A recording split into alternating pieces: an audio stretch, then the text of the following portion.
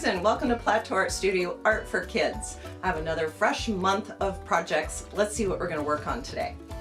Well, hi everybody. Hope you're having a good day. Welcome back. Thanks for visiting again. And okay, so today we have Ted Harrison. He is a Canadian artist, very well known for his beautiful work.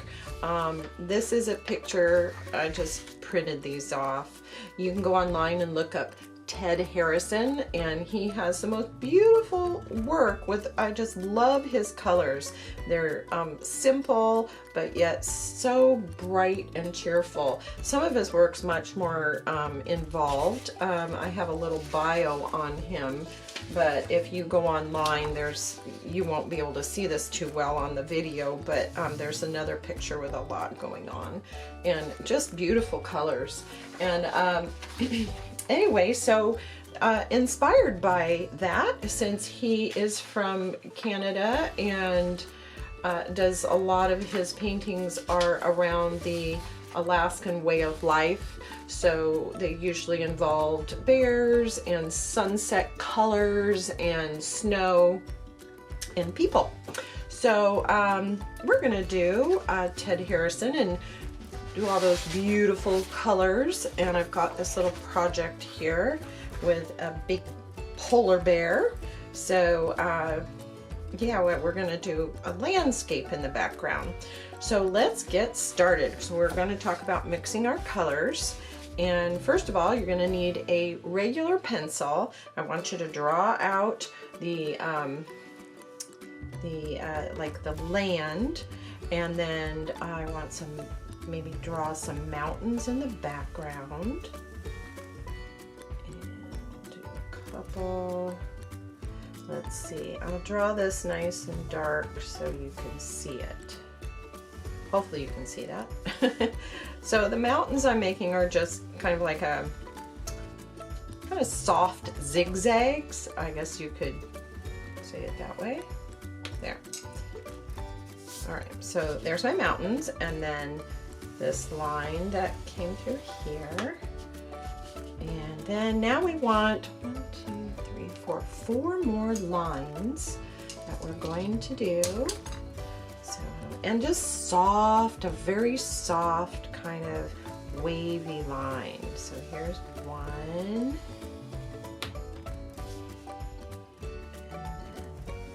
2, and just, and I'll do this one thin, 3,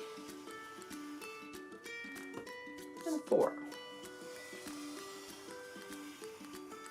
Okay, so I have the bottom piece, which is the land, then the mountains, and 4 lines, 1, 2, 3, 4, with just a really soft wave through them. And those will be our sunset colors that go in there. All right, so the first thing we're gonna start at, let's start at the bottom. And you have your white, and I want you to really be careful of your white. We're going to use it a lot, so I don't want you to get other colors in it. So you're going to take, I actually have a lot of white on here. So you're going to take your white, like this, with just blue, however much blue you want, and mix your white and blue. You can mix it in the little well here. So you're going to use your palette, and then start with light blue at the bottom. This will be like the snow, the reflection of blue from the sky and stuff on the.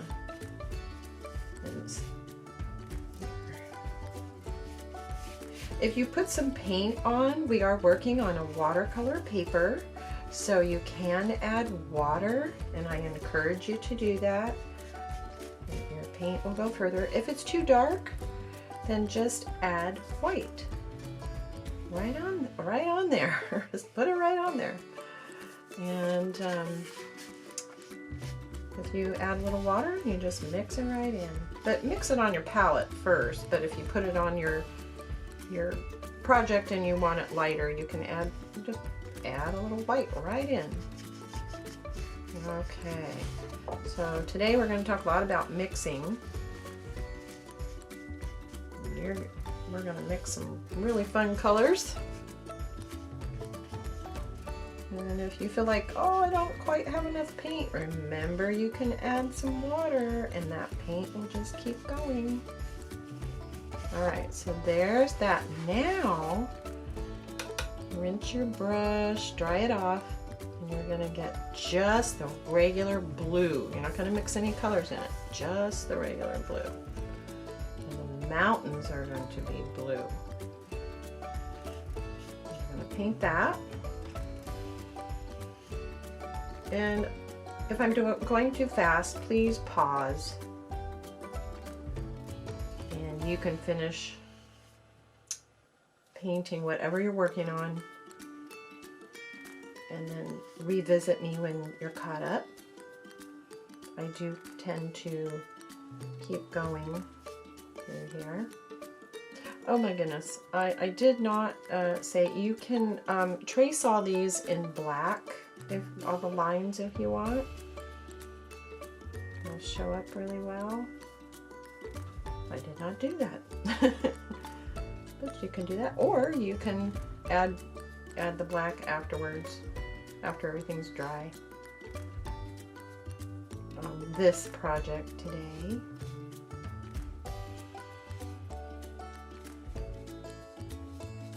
Always remember, you can add some water if your brush strokes start looking dry. Just add a little water.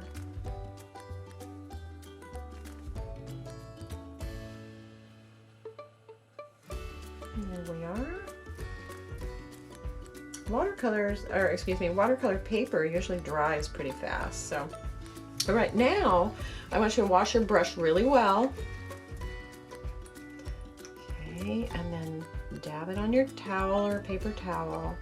And the next thing we're going to do is you're going to mix your white with some purple. I filled too many of it. And we're going to make lavender. Right? Nice lavender. That's so pretty. Like that.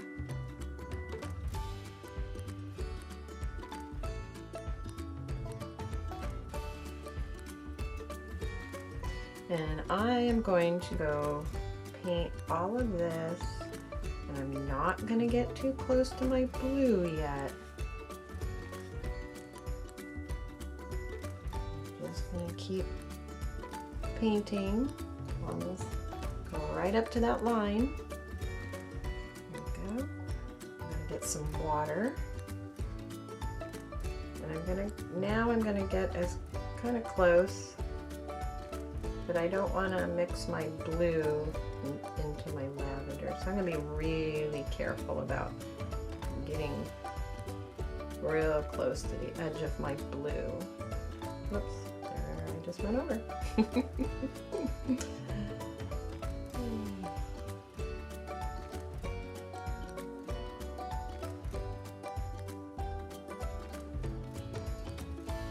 Okay.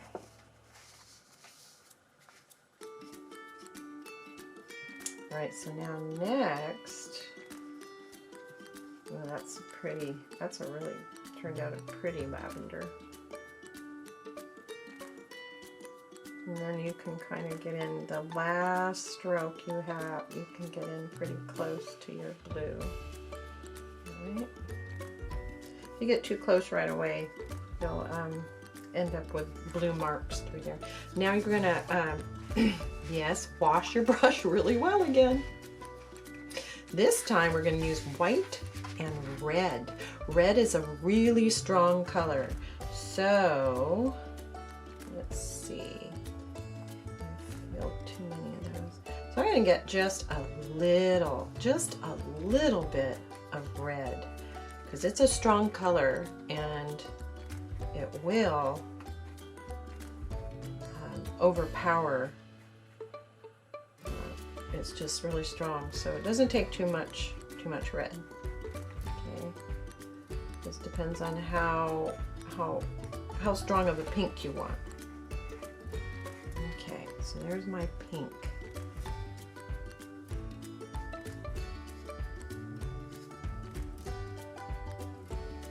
I'm going to do the same thing. Very careful and stay away from the lavender right now. Do the top. There you go. And then the middle. And put me on pause if you're not this far. Okay, so now this is my last stroke across. Try to come in really close to my lavender. Oh, I so encourage you to go online and look at Ted Hanson's work. I also have a book on him on my website, and the book is about kind of his story, and it has a lot of pictures of his work. And I just love his work. I didn't know about him until recently, and wow, I just think his work is so bright and cheerful. So, all right, wash your brush really well again.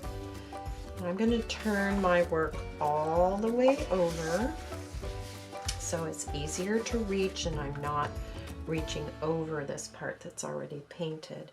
All right, so next is red, just plain red.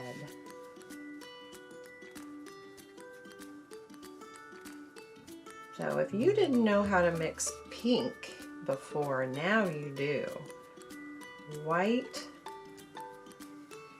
and red. White and red make pink.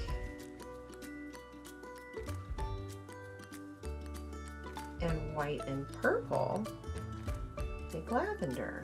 So if you have not made those colors before, I sure hope, you know, when you have one of my kits and you have paint left over, oh my gosh, just practice mixing, see what colors you can come up with. That's really fun to just sit and mix all the colors. And if you mix them all, what color will you get? Maybe you've already done that and you get mud. All right, so there's our red. And now our last color is orange. Now we're gonna mix our white and orange. And white and orange, what color do you think white and orange will make? I'm gonna clean this out. White and orange make peach. Another clean area to mix that in. All right, so let's get our white. There's still pink on there still. And a little bit of orange, just a little bit. And if it's not dark enough, you can add a little more to your white.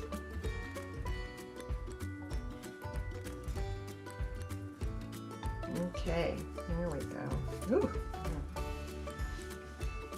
Actually, let's see, what did I do before? Oh, that's fine.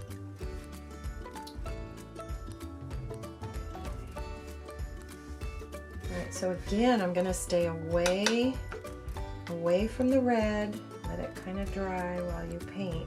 Go right up to the line that you drew.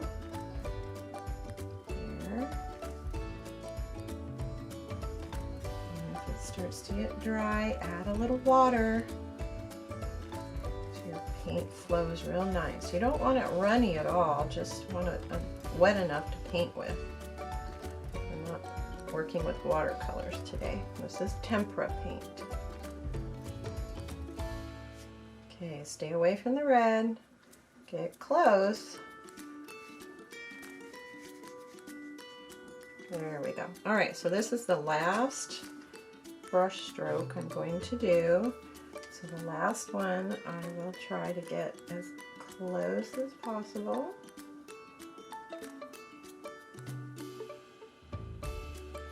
If you run out of paint, get some more paint on your brush. There we go. Nice and slow, so you do a nice smooth job. If you go slow, then you'll have more control too. So the last color is orange.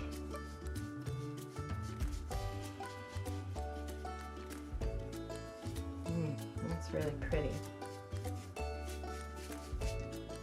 And then after we're done with this, we will work on our polar bear.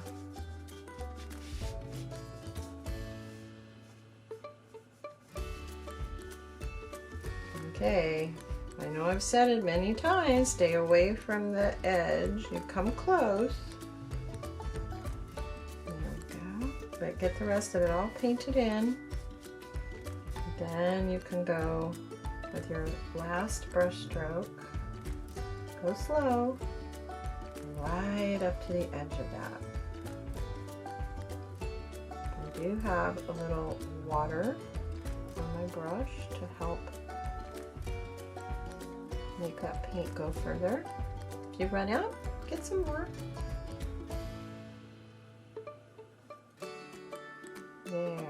There. So I went nice and slow. Even more paint there. My cat was in here earlier and he's black. I have black cat hair everywhere. I clean off everything so that I didn't get black cat hair in my projects today. There we go. Look how pretty that is. Oh, that's so pretty. So there's our little sunset, and if you look at all the similar colors in one of his projects here, it's very similar to the same color theme. So now we'll just, it's going to dry pretty quick, but I'm going to go right on to our bear. And so our bear, you're going to trace.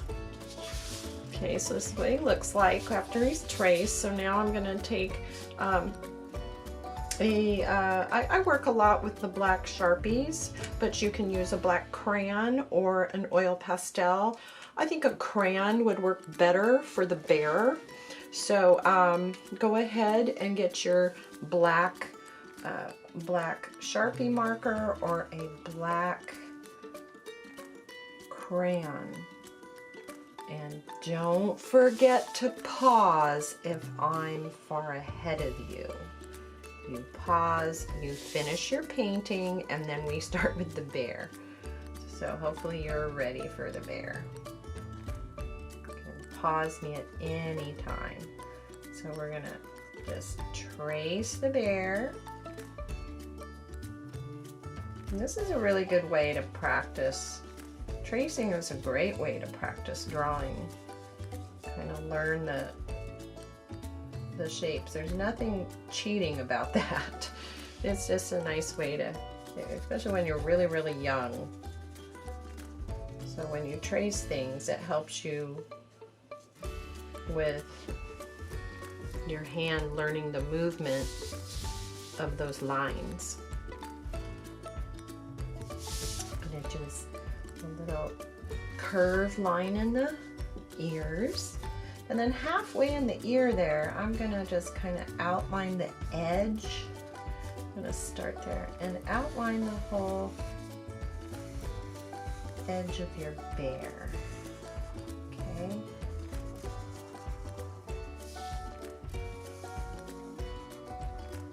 There we go. And I want to make sure I have him outlined really well. Go around all the edges.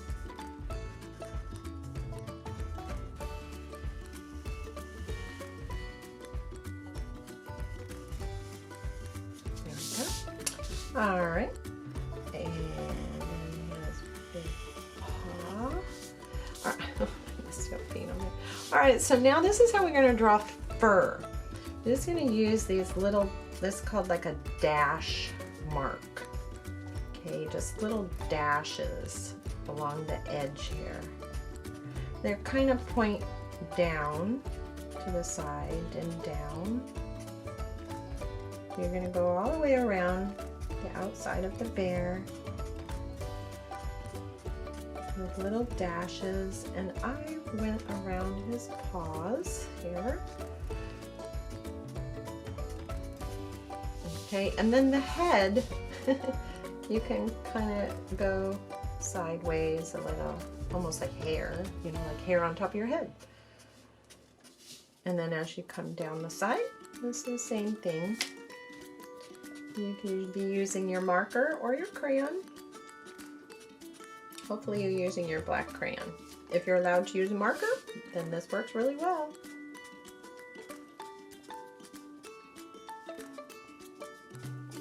Okay, oh, you're going to do this side. All right, so what are we missing? His claws. One, I'm just going to do 4. 1, 2, 3, 4. And 1, 2, 3, 4. There. Okay, I think we have everything. Okay, so now we're going to take this and glue our project together. So you do need your glue. And you're going to go around just the outline, a little bit in the ears and outline. Okay, and you can glue your bear. You can put them in the middle, like this, or you can put them off to the side. I like my bear just off to the side a little bit. Okay, now you have a black piece of paper too. And what I want you to do with that is we're going to use that as a frame. So when this is dry, I still have some wet there, but when it's dry, let's see, this is what I'll do. I'll put this down, move my bear, put this out.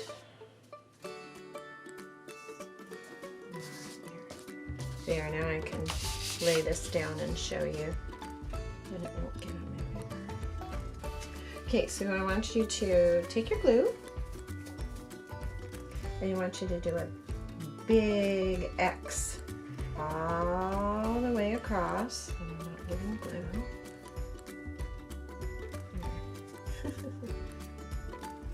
I want you to do an X across there and here, and then I want you to go all the way around as a square. Okay? Well, I didn't get a lot of glue out of there, so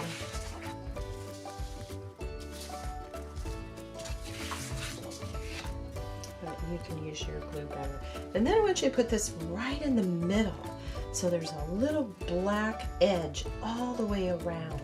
And when this is all dry, if you want to trace in between the colors, you can, kind of like I have here.